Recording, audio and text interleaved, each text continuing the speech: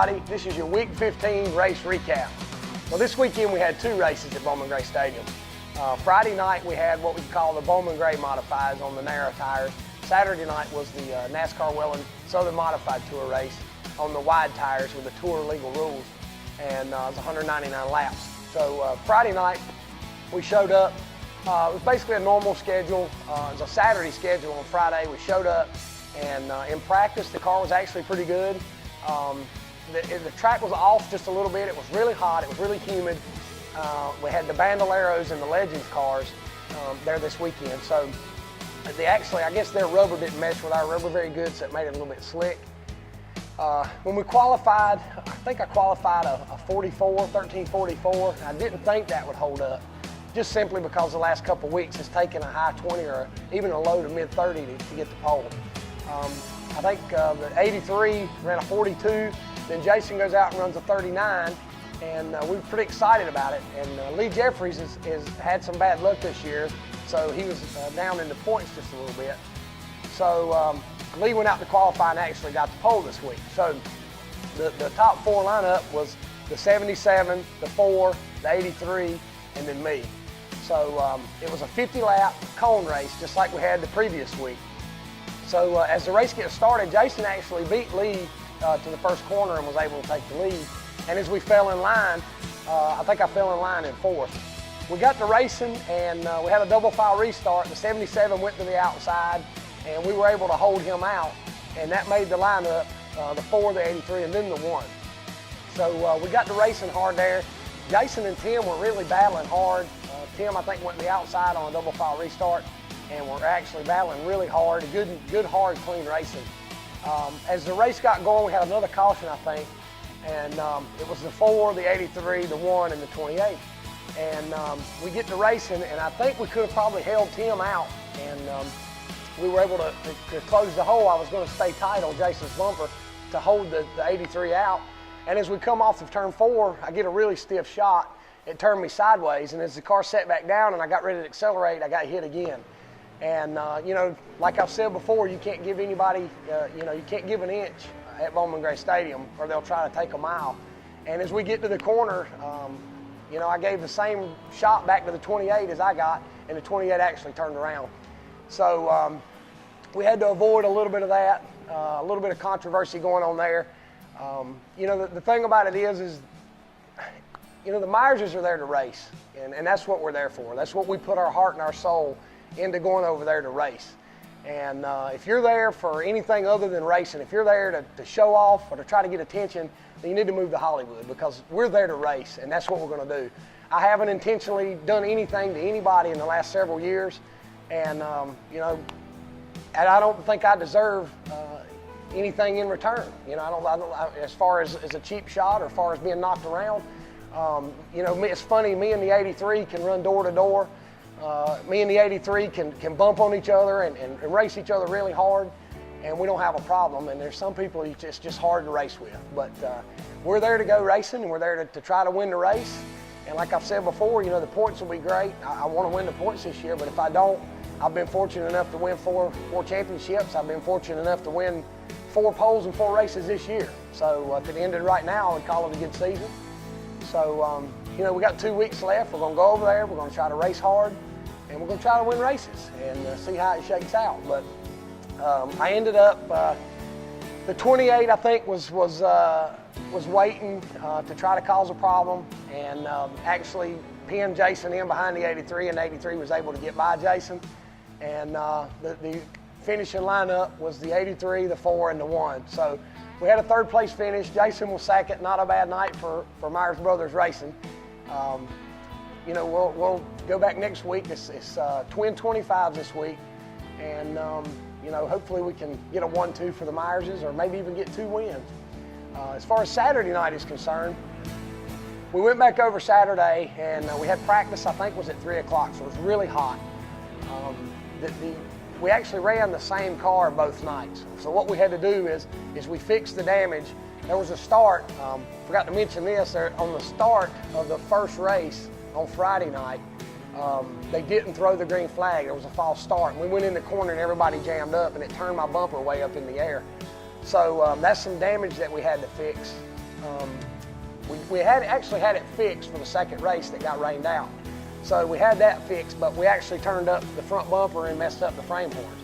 So the first thing we had to do when we unloaded Saturday was fix the front end and fix the frame horns. It was just a long, hot day. Everybody was tired from racing 2 nights in a row. And we got that fixed. We got out for practice. The car was really good. We made a couple of slight adjustments to the car.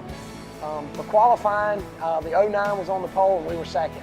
I really think if we just lacked this much. When I say this much, I think the pole was a 1388 and we ran a 1389.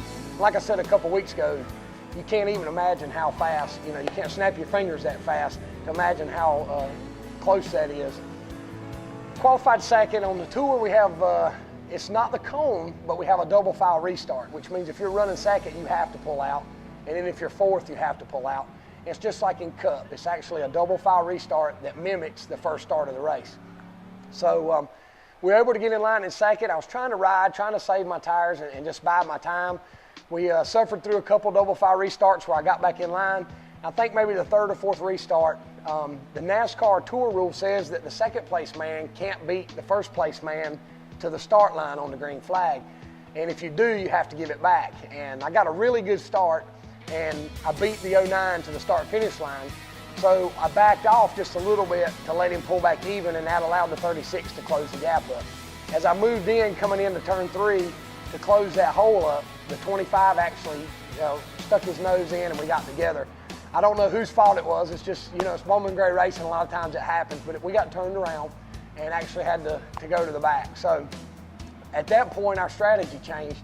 We went from running second to trying to ride and save our tires and bide our time and have something to the end, to here we are in the back of the field and have to, push and try to somehow work our way through the field in this tight, short racetrack. So we got going, and next thing you know, I told him on the radio, my car wasn't where I needed it to be.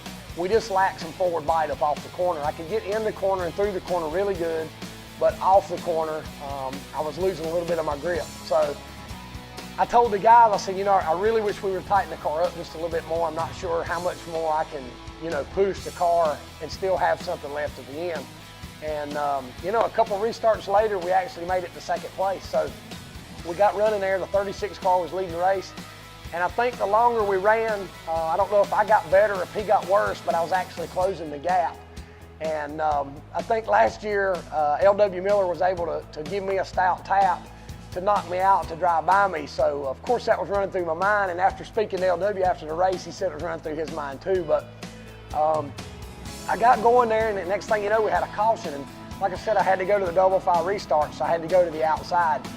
And really and truly, with the rule they have, with not being able to beat that man to the start-finish line, if you've watched Bowman Gray racing enough, that's where you have to make your move, is getting into turn 1 or either clear the guy off of turn 2.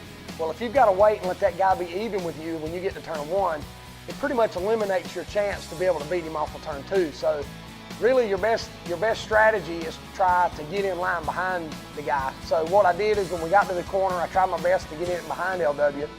And as I got in line, Jason got in line. And Jason, I don't know if he got knocked into me or what happened, but it turned my bumper up again. And when you get your bumper turned up in the back, you run into a situation kind of like I did Friday night, where instead of the guy hitting you in the back and hitting you square in the bumper, what it actually does is run underneath your bumper and it lifts your car up. And that's the last thing you want, because it lifts your rear tires off the ground and of course you lose your traction. As we got to racing, I was starting to run down to 36. I was starting to put some pressure on him. And next thing you know, the caution comes out again. And by then the 09 had got by Jason and got into third position. We got racing again, and as I got back in line behind the 36, I think there was just a handful of laps, maybe less than 10 laps to go. And as we come off turn 4, I think the 09 ran up under me and lifted me up just a little bit. And when he did, I lost, about, I guess, 6 or 8 car lengths to the 36 car. And that pretty much eliminated my chance to try to win the race. If I was gaining, a car length getting in, he was gaining a half a car length getting off the corner. So I was only gaining a half a car length a lap. And in, less than 10 laps, there just wasn't enough time for me to get up there and make a challenge. But you know, to have a third Friday night, a second Saturday night, to be able to come through the field and to fight through the adversity that we did and all the drama and everything that we had to go through, you know, we consider it a decent weekend. We always want to go out. We always want to win every race. But, you know, that's why it's called racing and not winning, because you can't win them all. But all in all, it wasn't bad. I think we got the rear bumper and the rear frame horn, or the rear bumper brace. And this afternoon, I'm going to have to put frame horns back on the front. So just a typical hard-nosed night, both nights at Bowman Gray Stadium. Like I said, we got twin 25s coming up this weekend. What we're going to do is go over there and try to win the race.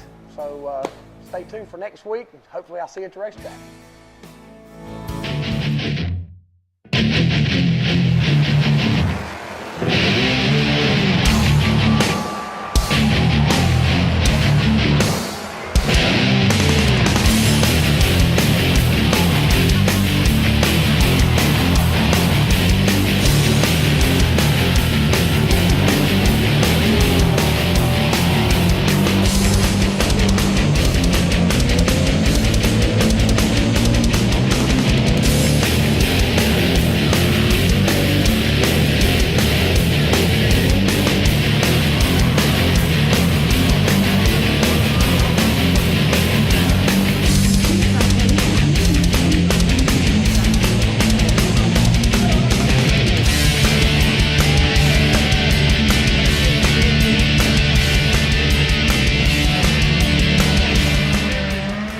Racing community, it's all about helping your neighbor.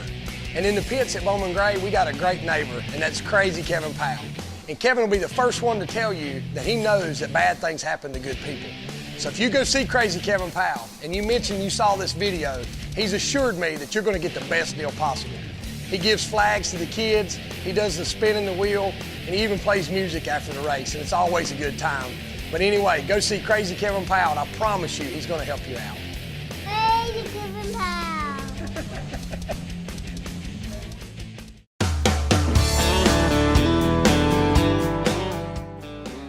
This question comes from my Facebook page. Joe Collins wants to know, who is my favorite Sprint Cup driver? Well, that's a hard question. When you're a racer yourself, you don't really want to pull for anybody else. You want to pull for yourself. But as far as a Sprint Cup driver is concerned, I always pull for Dale Sr. That black number 3 was hard not to watch and hard not to pull for. We had some family connections with Childress Racing and with Dale Earnhardt. And, you know, of course, he was always my favorite. As far as somebody that I pull for now, I don't really have a favorite that I pull for, but I do have a lot of respect for a handful of guys. Tony Stewart is a hard-nosed driver that likes to drive in several other divisions and stuff. I really like that. Jeff Gordon's been around for a long time and paid his dues and really shown that he is a heck of a race car driver. Of course, Jimmy Johnson, you know, I get a lot of questions a lot of times from a lot of kids and stuff that want to know who my favorite driver is.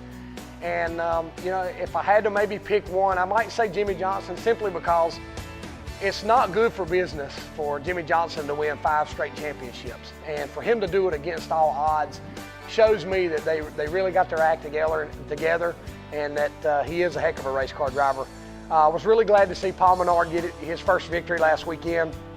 You know, he's really been running good, and you know, always for somebody to get that first win is always pretty cool to watch. But like I said, I don't really have a favorite, but there's a handful of guys that I really respect. You know, maybe one day if I can get into Sprint Cup, it'll give me a reason to pull for somebody. But thanks for sending in your question.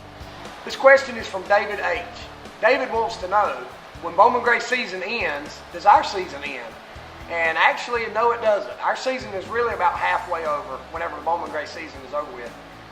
The NASCAR Well and Southern Modified Tour is pretty much just getting kick-started. We run Thompson, Connecticut. We run Langley, Virginia. You know, we go up and down the East Coast, really. I'd say we probably have at least 15 to 20 more events that we'll go to. Some of them being the Modified Meltdown, the Madhouse Meltdown, they call it, at Ace Speedway. We'll do the North-South Shootout this year, which is at Myrtle Beach, South Carolina. So Myers Brothers Racing definitely doesn't get a rest after Bowman Gray season ends. We're just getting started. So thanks for your question.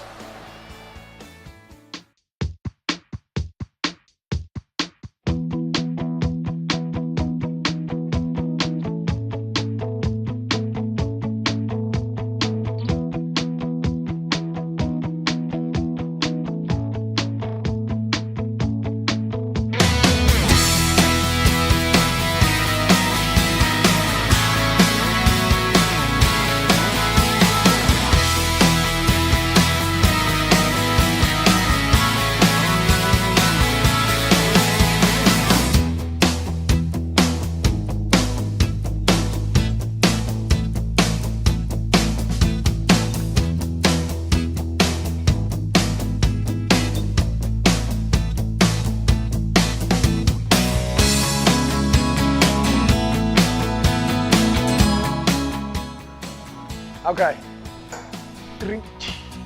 Ready? Well, no, I'm ready. I've just got to quit smiling. Did I make my debut in a modified? A racing debut. I want to say racing. Sorry.